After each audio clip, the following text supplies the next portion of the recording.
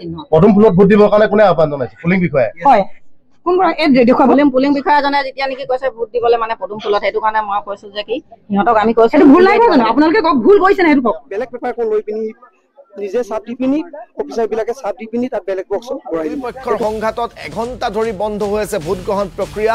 পৰৱৰ্তী সমষ্টিত বেলট বাকচ পেলালে পুখুৰীত। চৌধুৰী টিলা প্ৰাথমিক বিদ্যালয়ৰ ভোট কেন্দ্ৰত এই ঘটনা সংঘটিত হৈছে। স্কুলখনৰ আচবাব ভাঙিলে আছাম দুৰ্বৃত্তই। হাই ফ্ৰেণ্ডছ, আজি প্ৰথম পৰ্যায়ৰ ভোট প্ৰদান হৈ গ'ল। মেক্সিমাম কেন্দ্ৰই শান্তি শৃংখলাবদ্ধভাৱে ভোট প্ৰদান হৈ গ'ল যদিও কিছুমান অঞ্চলত কিছুমান কেন্দ্ৰত এনেকুৱা অঘটন হোৱা বুলি কোনেও ভবা নাছিলে। তাৰে কিছুমান ভোট বাকচ এইবাৰ পুখুৰীত পুলিং বিষয়াই নিজে বিজেপিক ভোট দিয়া বুলি অভিযোগ। ভোটাৰক কোৱা হ'ল পদুমত ভোট নিদিলে আঁচনি কাটি দিম।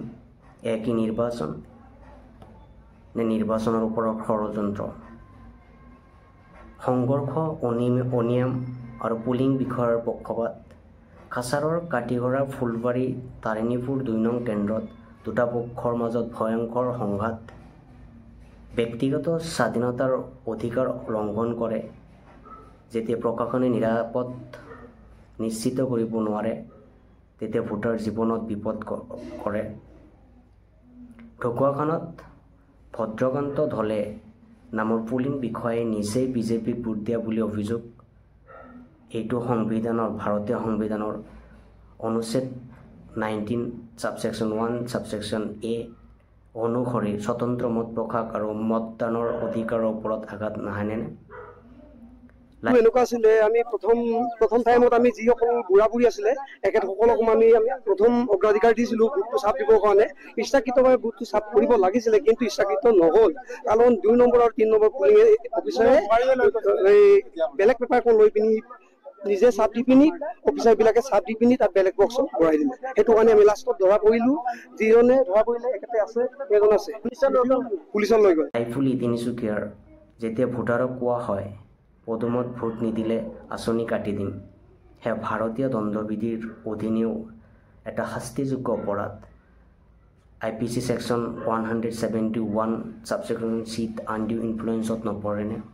আৰু ভাৰতীয় সংবিধানৰ অনুচ্ছেদ 326 অনুসাৰে ভোট স্বাধীনভাৱে দিব পাৰিব লাগে চৰকাৰী ভয় ভীতিৰ অবিহনে। বেলট বাকচ পুখুৰীত ভয়ংকৰ অঘটন। চৌধুৰী টিলা কেন্দ্ৰৰ বেলট বাকচ পুখুৰীত পেলোৱা হৈছে। স্পষ্টভাৱে সংবিধানৰ অনুচ্ছেদ 14ৰ উলংঘন নহয়নে? আইনৰ আগত সকলো সমান। যেতিয়া নিৰ্বাচন ব্যৱস্থাই বিশ্বাসঘাতক হয় তেতিয়া নাগৰিকৰ বিশ্বাসৰ অপচয় নহয়নে? একাৰ বিফলতা চৰকাৰৰ নে ৰাজ্যিক নিৰ্বাচনী আয়োগৰ? বেলট পেপাৰৰ চুৰ গণতন্ত্ৰৰ অপহৰণ নহয়নে? শ্ৰীভূমি জিলাৰ 100ৰো অধিক বেলট পেপাৰ চুৰি এইটো গণতন্ত্ৰৰ অধিকাৰৰ ওপৰত শোকাগুজি আক্ৰমণ নহয়নে? ইয়াৰ উপৰি ভোটাধিকাৰৰ পৰা বঞ্চিত লাহোৱাৰ 450গৰাকী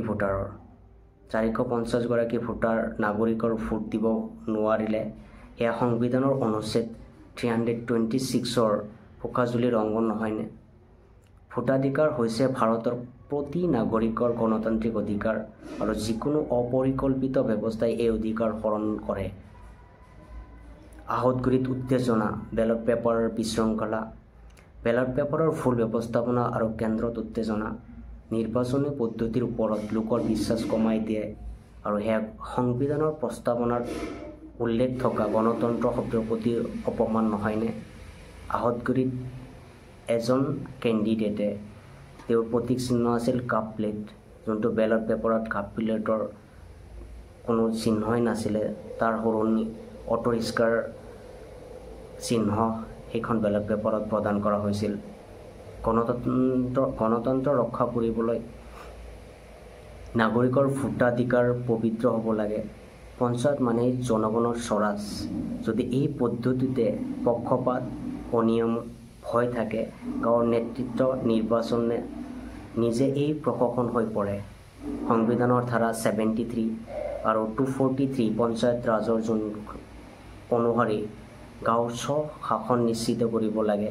সেই উদ্দেশ্যে সংবিধানৰ সন্মান অবিচল ভয়মুক্ত নিৰ্বাচন কৰাটো এক দায়িত্ব। আপোনাৰ ভোট আপোনাৰ অধিকাৰ।